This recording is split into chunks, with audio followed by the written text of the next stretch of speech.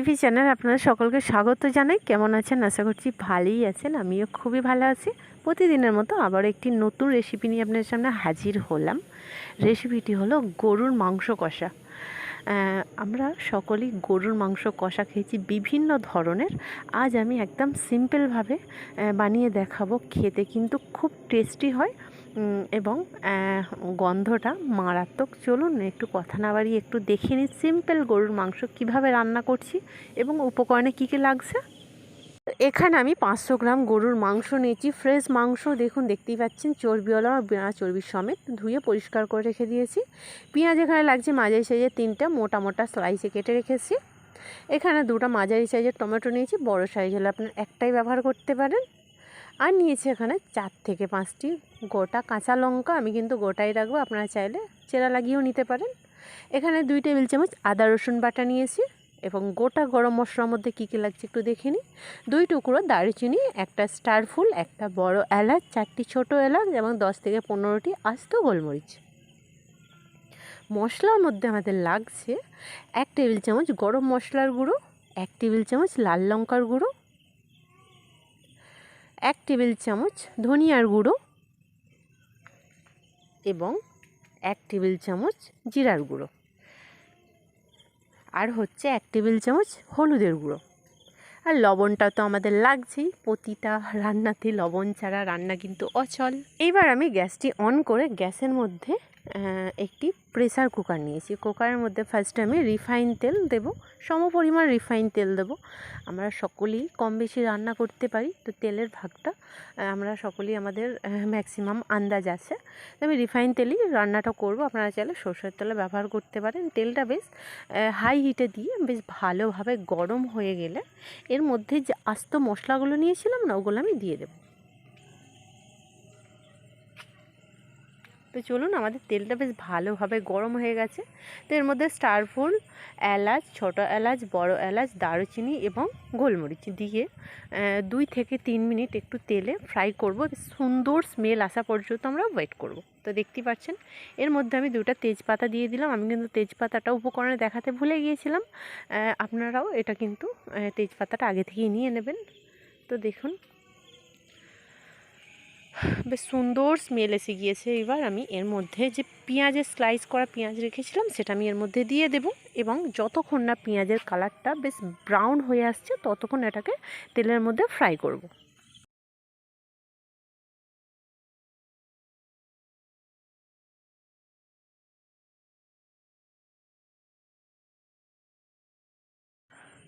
তো পেঁয়াজটা brown colour হতে আমাদের 10 থেকে 12 মিনিট সময় নেবে। তো দেখতেই পাচ্ছেন কথা বলতে বলতে আমাদের পেঁয়াজটাও কিন্তু ব্রাউন কালার হয়ে গেছে। এই স্টেজে আমি যে মাংসটা নিয়েছিলাম গরুর গোশ, সেটা আমি এর মধ্যে দিয়ে দেব। এখানে একটা কথা বলি গাইজ, আমি কিন্তু রেসিপিগুলো এভরিডে নাইটেই কিন্তু করি। আমি সকালের দিকে ফ্রি থাকি না। তো দেখুন কালারটা ডিফারেন্স লাগছে, এই কারণে লাইনটা চলে গিয়েছিল। তো আমার তো মোবাইলের ফ্ল্যাশই রান্নাটা করতে হয়েছে। তো কালারটা দেখুন কেমন একটা জ্বলে জ্বলে টাইপের গিয়েছে, কিছু ভাববেন না।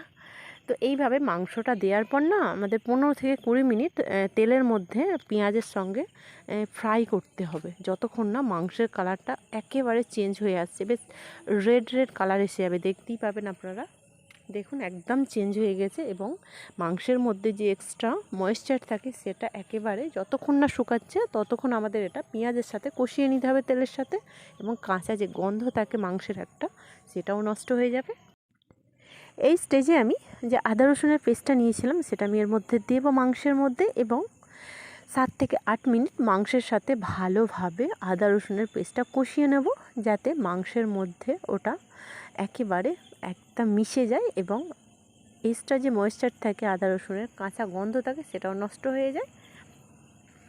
হাতাটা কিন্তু এইভাবে বারবার চালাতেই থাকবেন, নাহলে কিন্তু তেল এবং আদা রসুনটা নিচে ধরে যেতে পারে। এই ছোটো ছোটো টিপসগুলো অবশ্যই আপনারা ফলো করবেন। এর মধ্যে আমি সামান্য পরিমাণে জল অ্যাড করলাম, কারণ আদা রসুন তেলের ওপর দেওয়ার পর কিন্তু মানে যখন কষাবেন দেখবেন নিচের দিকে ধরে ধরে আসবে। এই স্টেজে অল্প জল অ্যাড করলে না বেশ সব কিছু একেবারে মিক্স হয়ে যায়, আর নিচের দিকে পজিশানটা পেঁয়াজটা আদা রসুনটা ধরে যাওয়ার সম্ভাবনা কম থাকে। তো চলুন, আমাদের আদা রসুনটা কষানো হয়ে গিয়েছে, কাঁচা গন্ধও চলে গিয়েছে। এই স্টেজে আমি যে টমেটো কুচি করে রাখা টমেটো নিয়েছিলাম, সেটা আমি এর মধ্যে দিয়ে দেব। এবং প্রত্যেকবারের মতো টমেটোর ওপর লবণটা দিতে ভুলবেন না। কেন দিই সেটাও আগেও বলেছি ভিডিওতে। টমেটোর ওপর লবণ দিলে কিন্তু অতি সহজেই কিন্তু নরম হয়ে যায় টমেটো এবং গলে যায়।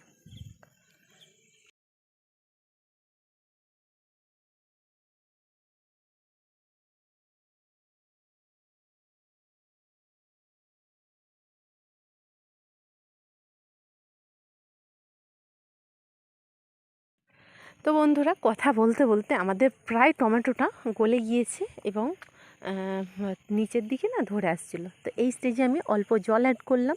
এরকম ছোটো ছোটো টিপসগুলো অবশ্যই ফলো করবেন। আপনারা দেখতেই পাচ্ছেন আমি কিন্তু এখনও কোনো রকম মশলা অ্যাড করিনি। এর মধ্যে কিন্তু মাংস যেন মনে হচ্ছে কষানো হয়ে গেছে, একদম কমপ্লিট কালারফুল হয়ে গেছে। এরপর সমস্ত গুঁড়ো মশলাগুলো অ্যাড করবো। ফার্স্ট আমি যে হলুদের গুঁড়ো নিয়েছিলাম সেটা আমি অ্যাড করলাম। এরপর গরম মশলার গুঁড়ো, ধনিয়ার গুঁড়ো, লাল লঙ্কার গুঁড়ো দেওয়ার পর ভালোভাবে হাতার মাধ্যমে কষিয়ে নেব, যাতে সমস্ত মাংসর সাথে মাংসগুলো মিশে যায়। মশলাগুলো কষাতে কিন্তু 6 থেকে 7 মিনিট লাগবে। যত বেশি কষাবেন ততই কিন্তু এর টেস্টটা দ্বিগুণ পরিমাণে বেড়ে যাবে। তো আমাদের মশলাগুলো প্রায় কষানো কমপ্লিট হয়ে গেছে এবং কালারফুল এসে গেছে। এর মধ্যে আমি জল অ্যাড করব।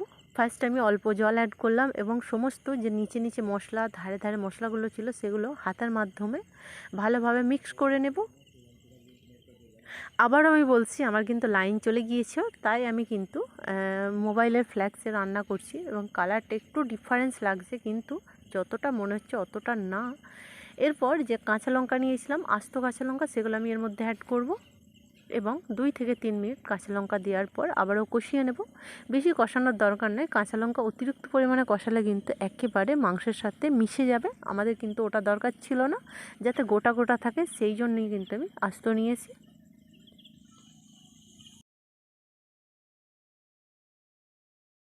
তো কাঁচা লঙ্কাটা দেওয়ার পর 3 থেকে 4 মিনিট কষানোর পর প্রায় আমাদের লাস্টে চলছে।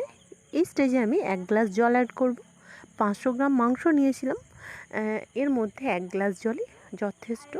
এবং সাইডে সাইডে যে গ্রেভি লেগেছে, হাতার মাধ্যমে ভালোভাবে নেড়ে চেড়ে, দেখতেই পাচ্ছেন গ্রেভিগুলো যাতে মানে ঝোলের সাথে মাংসের সাথে একেবারে মিশে যায়, সেটা করার পর গ্যাসের ফ্লেম হাই হিটে দিয়ে একবার ফুটে উঠলে গ্যাসে যে প্রেসার কুকারের ঢাকনাটা এঁটে 4টে সিটি দেওয়ার পর ফিরে আসছি।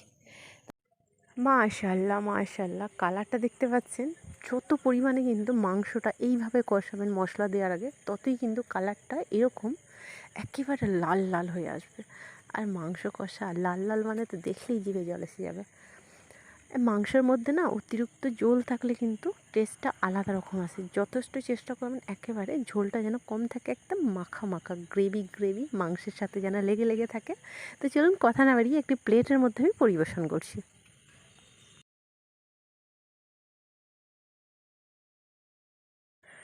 তো চলুন, সিম্পল মাংস কষা, গরুর মাংস কষা কীরকম হয়েছে একটু জুম করে দেখি। দেখতেই পাচ্ছেন আমার তো জিভে একেবারে জলে ভর্তি। খাওয়ার জন্য কি হচ্ছে আমার। একেবারে সিম্পল মাংস কষা আমরা বিভিন্ন ধরনের বিভিন্ন রকমের মশলা দিয়ে ট্রাই করে দেখেছি। আজ একবার এরকমভাবে ট্রাই করে দেখুন, আশা করছি অবশ্যই ভালো লাগবে। আমাদের রেসিপিটি কেমন লাগলো অবশ্যই কমেন্ট বক্সে জানাবেন। ভালো লাগলে একটি লাইক করবেন, শেয়ার করবেন। এই ধরনের নতুন নতুন রেসিপি পেতে আমাদের চ্যানেলটি অবশ্যই সাবস্ক্রাইব করবেন, পাশে থাকা বেল আইকনটি প্রেস করবেন। ভালো থাকবেন, সুস্থ থাকবেন, সাথে থাকবেন। নেক্সট নতুন রেসিপিতে আবারও দেখা হচ্ছে।